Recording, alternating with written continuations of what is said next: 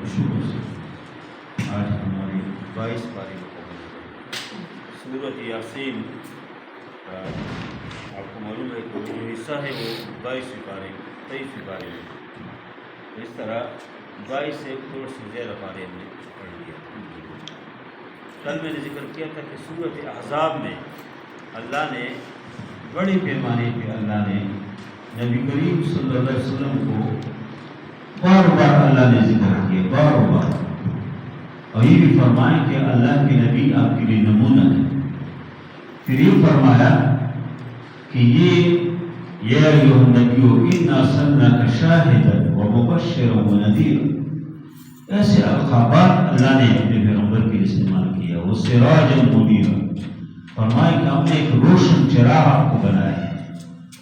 اور پھر فرمائیں کہ کوئی عورت اگر اپنے آپ کو ہبہ کرنا چاہتی ہے اس پیغمبر کو، اور پیغمبر اس سے ارادہ ہو نکاح کا، تو ان کے لیے اجازت ہے، خالصۃ لک من دون المؤمنین، فرمایا کہ خالص آپ کی، یعنی ایک عورت اگر اپنے آپ کو ہبے کے لیے جائے، کہ پیغمبر صلی اللہ علیہ وسلم کے لیے اپنے آپ کو ہبہ کرنا چاہتی ہے تو ہبہ کر سکتی ہے کہ نہیں؟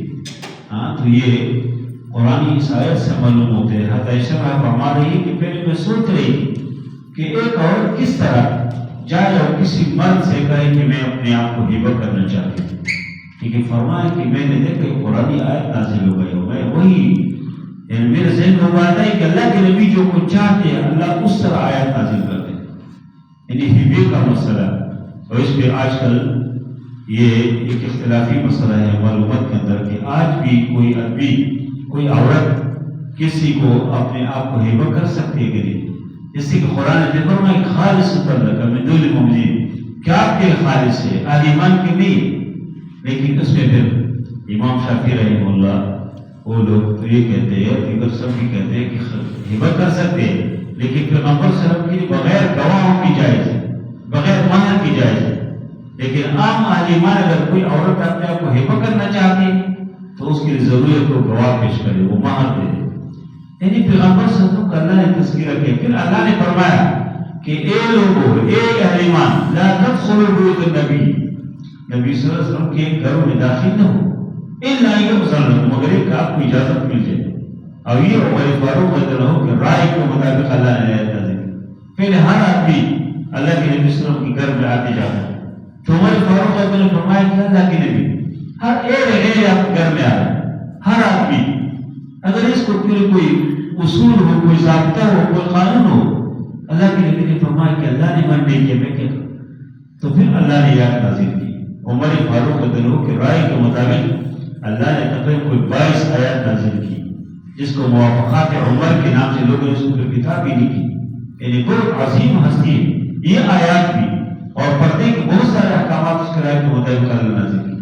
پھر اللہ تعالیٰ نے فرمایا کہ تم پیغمبر کو اذیت نہ دو، ان الذین یؤذون اللہ ورسولہ لعنہم اللہ فی الدنیا والآخرہ، جو اس پیغمبر کو اذیت دے اس کے لیے دنیا میں بھی رسوائی اور شرمندگی ہے اور لعنت و آخرت میں بھی۔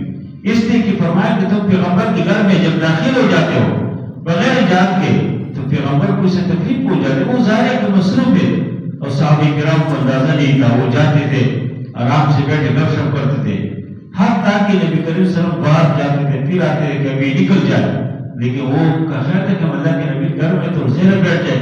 اللہ کے نبی صلی اللہ علیہ وسلم حیات کو ایسے شوق کو ایسے کچھ نہیں کہتے تھے، اللہ نے یہ احکامات نازل کی۔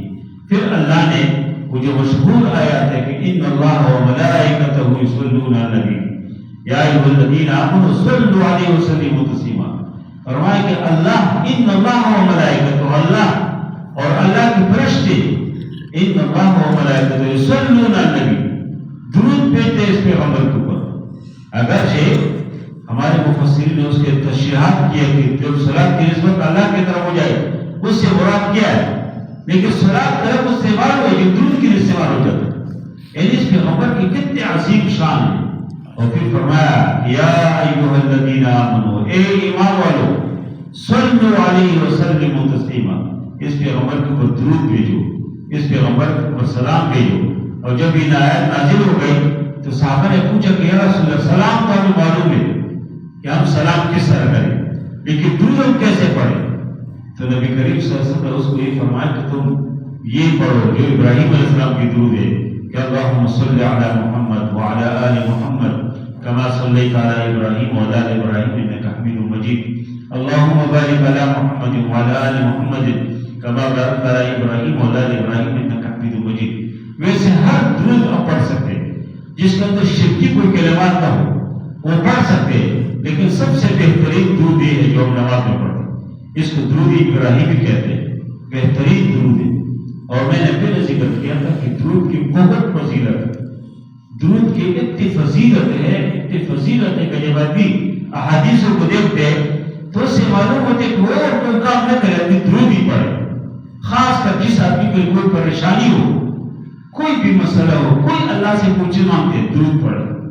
درود شریف پہلے میں ذکر کیا کہ دو چیزیں، ایک استغفار اور دوسری درود، یہ انسان کو بہت بڑے مراتب دیتے ہیں. درود شریف پڑھنا، انسان جتنے سے درود پڑھتے ہیں اس میں بہت سے خیر ہے. تو اللہ نے جب نبی کریم صلی اللہ علیہ وسلم کا یہ تذکرہ کیا اور پھر اللہ تعالیٰ نے قرآن کا ذکر کیا کہ ان عرضنا الامانۃ علی السماوات والارض والجبال، یہ قرآن کی عظمت اللہ ذکر کیا کہ کتنی عظیم کتاب ہے. فرمایا کہ اس کو کوئی اٹھا نہیں سکتے، یہ انسان کو اللہ نے اس کی صلاحیت دی اس قرآن کو اٹھایا، اور یہ بہت عظیم کتاب. فرمایا کہ یہ پہاڑوں کو نازل ہو جاتے تو ٹکڑے ٹکڑے ہوتے. بہت عظیم کتاب ہے، بہت عظمت والی کتاب ہے. جس آدمی کو قرآن کی جتنے کوئی آدمی قریب ہے اتنے اللہ اس کو عزت دی، اتنے اللہ اس کو احترام دیے. جو آدمی قرآن سے جتنی دور ہے وہ اس کے پاس جتنے بینک بیلنس ہو، جتنے اس کے پاس بہترین محلات و بنگلے ہو، وہ سکون اور اطمینان سے خالی، اس کے عزت سے خالی. عزت قرآن میں. پھر آگے جو سورۃ سبا ہے اور سورۃ فاطر ہے، دونوں میں اللہ کی قدرت کی نشانی ہے. الحمدللہ الذی خلق السماوات والارض، الحمدللہ فاطر السماوات والارض. اس اللہ کے لیے شکر ہے کہ جس آسمان اور زمین کو پیدا کیا. اور پھر اللہ تعالیٰ نے دونوں صورتوں کے اندر اپنی نعمتوں کا ذکر کیا کہ اللہ نے کتنی نعمت کی، اور یہ فرمایا کہ جن لوگوں نے ان نعمتوں کا شکر ادا کیا اللہ نے ان کی نعمتوں میں اضافہ کیا، اور جنہوں نے اللہ کی نعمتوں کے ناشکر کیا اللہ نے نعمتوں سے لے لی. سورۃ سبا میں اللہ نے سبا کی جو قوم اس کا تذکرہ کیا، اس کے اوپر اللہ نے اتنی نعمتی کی کہ ایک عورت جب گھر سے نکلتی تھی تو دوسری گھر تک جانے کے لیے اس کے لیے کچھ ضروری ہے کہ کوئی پر توڑے، اس سر کے اوپر ٹکڑی رکھتی تھی اور جاتی تھی، اور یہ ٹکڑی ہر طرح کے پر سے بھرتی تھی، ہر طرح کے پر، خوبصورت پر. اور ایک آدمی سفر کرتے تھے، دور سفر، کوئی اس میں دھوپ نہیں ہوتی. ابھی بھی اگر بعض ملکوں میں بعض جگہوں میں سے ہے کہ جیسے پانی کو انہوں نے بہت جمع کیا، پانی کے سیڑوں پہ کناروں پہ جگہ بنائی سائے، اب دور گھنٹوں پر تو سفر کرے آپ سائے میں جائیں گے. بارش آ گئی تو جگہ نے کرسی لگائی، آرام سے بیٹھو، آرام کرنا چاہیے کہ بزرگ لوگ ہوتے، بزرگ سفر کرنے تب جاتے وہاں چھوٹ جگہ پر ہے خوبصورت، اس کے آرام سے بیٹھتے. بالکل سبا والوں کے ساتھ اللہ نے ایسے کیا تھا. لیکن سبا والوں کا یہ کیا سفر ہے کہ ایک آدمی کو نہ پیاس لگ جائے، نہ کوئی بھوک لگ جائے، نہ کوئی پسینہ جائے، اور کہا کرب کا باعث بین اسبال نہ یا اللہ ہمارے سفر کو دور کر، یہ جو سائی ہے یہ جو ختم کرو. اللہ نے اس سب کچھ اللہ فرماتے کہ فصل علیہ وسلم علیہ، اللہ نے اس کو پر وہ ایک قسم وہ پانی بھیج دیا اور سب کچھ اللہ سے تباہ کیا. تو ان آیاتوں کا مطلب ہے کہ انسان اللہ کی نعمتوں کا شکر ادا کرے. اللہ کی نعمتوں کو شکر ادا کرنے کی وجہ سے انسان کی نعمت میں اللہ اضافہ کر دے. دوسری بات اللہ نے جو ذکر کیا ہے اس سورت کے اندر فرمایا کہ تم وما انفقتم من شيء فهو يخلفه، جو آدمی نے انفاق میں سے اللہ کا ذکر کیا کہ تم اللہ کے راستے میں خرچ کرو، اور تم جو خرچ کرتے اس سے مال کم نہیں ہوگا. فهو يخلفه، اللہ فرماتے ہیں وما انفقتم من شيء، تم جسے اللہ کے راستے میں خرچ کرتے فهو يخلفه، وہ اللہ اس کی بدل آپ کو دے گی. جو خرچ کرتے اللہ وہ دے، وہ خرچ کرتے وہ دے گی. جس طرح اپنے ہاتھ دھوتے بار بار دھونے کی ضرورت ہے، پھر دھونے کی پھر اس طرح اللہ مال دولت بار بار انسان کو دیتے، ختم نہیں ہوتے. اور بخاری شریف میں مشہور روایت ہے کہ انسان جو اللہ کے راستے میں خرچ کرتے اور جو خرچ نہیں کرتے اس کے فرمایا کہ دو فرشتے روئے کرتے روز ایک فرشتہ دعا کرتے ہیں کہ اللہم اعط منفقا خلفا، یا اللہ جو آپ کے راستے میں خرچ کرتے ہیں منفق ہے اس کو بدلی دے دو. دوسرے فرشتے اس کو برآمین کہتے، ایک فرشتہ دعا اور دوسرے کو برآمین کہتے. پھر دوسرے فرشتے دعا کرتے اللہم اعط ممسکا طرفا، دوسرے فرشتے کہتے ہیں جس نے ممسک ہے، جس نے ہاتھ روک دیا اس کے مال کو طلب کرو، مال حلال کرو، اور فرشتے اس کو برآمین کہتے. فرشتے دعائیں کرتے. تو اللہ نے ان صورتوں کے اندر بڑے پیمانے پہ ذکر کیا کہ اللہ نے جو کچھ آپ کو دیا اللہ کے راستے میں، اللہ کے مال. اور لوگ کہتے ہیں نا کہ یہ مال اللہ کے، یہ بہت بہترین بات، اللہ نے دیا. اللہ کے راستے میں انسان دے تو کوئی بڑا کوئی کام نہیں کیا اس نے، اللہ کے مال اللہ کے راستے میں دیا. اور پھر اللہ تعالیٰ نے سورۃ فاطر کے اندر اللہ نے فرمایا کہ انسانوں تم کچھ بھی نہیں ہو، یا انسانوں یا الناس انتم الفقراء الی اللہ، تم فقیر ہو اللہ کے سامنے. تم کیا ہو؟ آپ کے پاس کیا ہے؟ آپ کی بنگلی کیا ہے؟ آپ کی زندگی، آپ کی ڈگریاں کیا ہے؟ یہ تو کچھ بھی نہیں ہے. وہی آپ دیکھیں کوئی بڑا ڈاکٹر ہوگا، ایک بیماری کی اسپیشلسٹ ہوگا، اسی بیماری سے مر رہا ہوگا لیکن کچھ نہیں کر سکتے. اور تو چھوڑا کسی کے چھوٹے پیشاب بند ہو جائے کچھ نہیں کر سکتے بیچارے، کیا کریں؟ اس کے بڑا پیشاب بند ہو جائے. ہمارے یہاں ایک دوست ہے، اس کے ساتھ یہ معاملہ ہوا تھا 30 سال رمضان سے پہلے، اور وہ بیچارے پھر آپریشن کی ضرورت پڑی، دونوں پیشاب بند ہو گئے. تو بہت نامور بھی ہے، بہت معزز، بہت محترم، اور اس کسی کو کہہ بھی نہیں سکتے تھے کہ میرے ساتھ یہ معاملہ. پھر خفیہ بیچارے نے اسپتال میں آپریشن کیا اور وہ مسئلہ حل ہو گیا. اللہ فرماتے کہ اے انسان ہو، اے انسان انتم الفقراء الی اللہ، تم اللہ کے سامنے تم کچھ بھی نہیں ہو.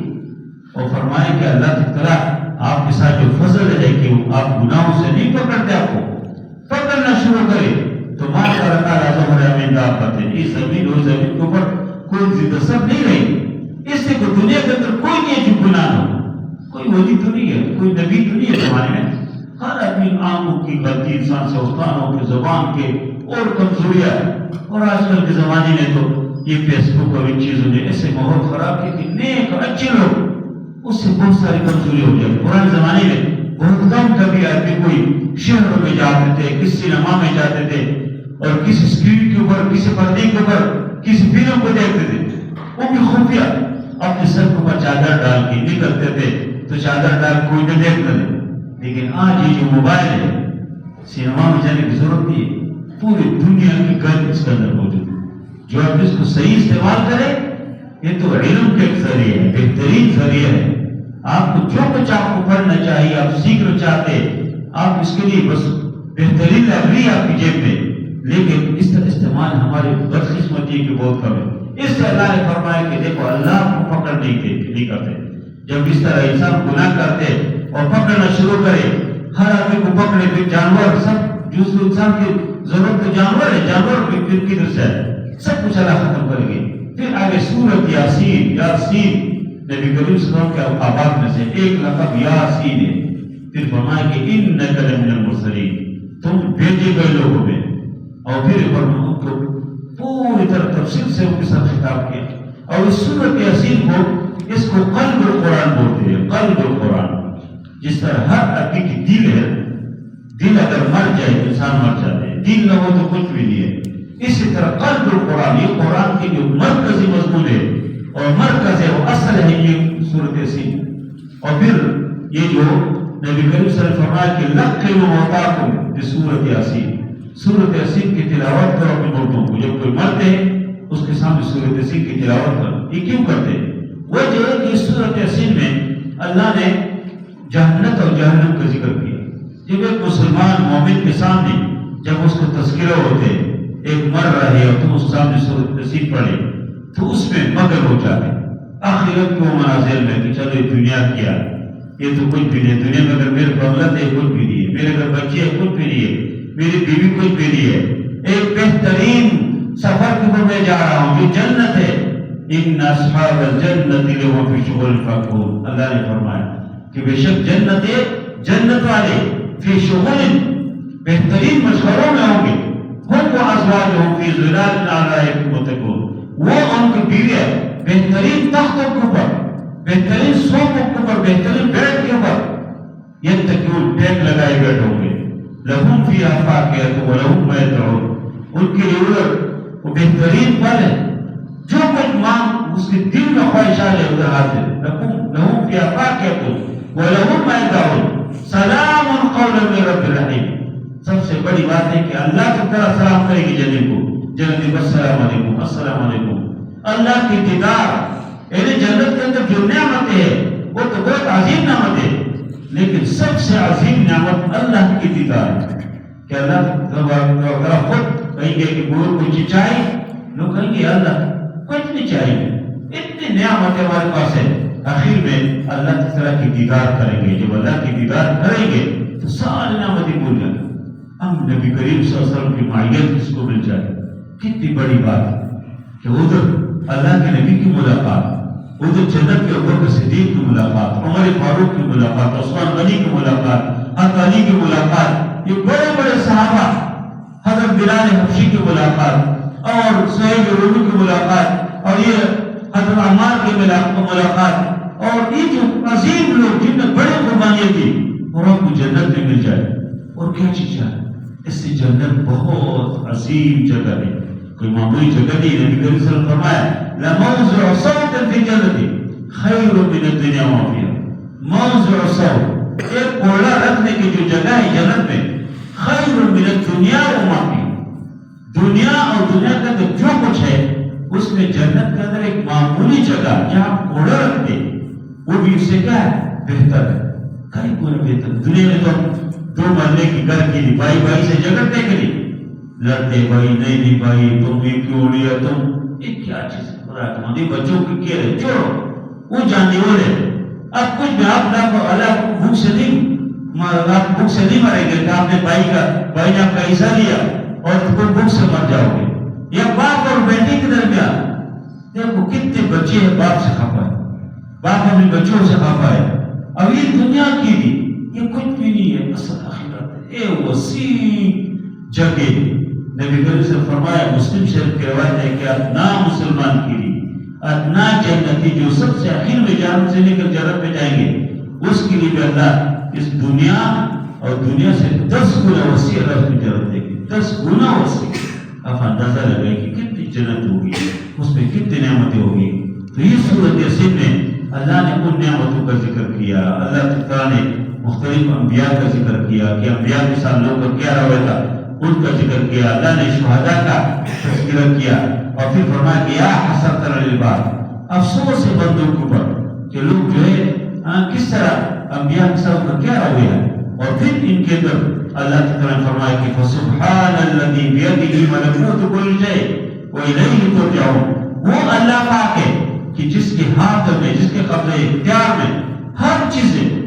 وَإِلَيْهِ تُرْجَعُونَ، اس اللہ کی طرف تم نے پلٹنا ہے.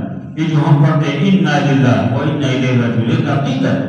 جب کوئی مرتے ہم یہ پڑھتے ہیں کہ اِنَّا لِلَّهِ، بے شک ہم اللہ کے لیے، اور اِنَّا إِلَيْهِ رَاجِعُونَ، ہم نے اللہ کی طرف جانا. ٹھیک ٹھاک ہوتے. کل ادھر سے میں گھر گیا، میرے مہمان تھے، ادھر بیٹھے تھے کہ فون آیا کہ ادھر اتفاق ٹاؤن میں ہمارے مولوی سے ملے تھے، ایک عالم دین تھے، ان کو والد سے انتقال کر گئے. ٹھیک ٹھاک تھے، کوئی مسئلہ نہیں تھا. وہ کشمیر کی. پھر ہم ان کے پاس آ گئے، اس کو ایمبولینس کا انتظام ہوا، کوئی رات 2 بجے کے ٹائم سے اس کو کشمیر کی طرف سے. ہم ٹھیک ٹھاک. یہ زندگی اس نے آخرت کو اوپر توجہ. تو سورۃ یاسین میں جب انسان پڑھتے تو اس میں آخرت کی طرف انسان کے توجہ جاتے، تو ایک انسان مومن کے اوپر موت کے سخت آسان ہو جاتے، اس لیے وہ آخرت میں مگن ہو جاتے. آخرت کو تمام مراحل کے سامنے آ جاتے تو دنیا بھول جاتے.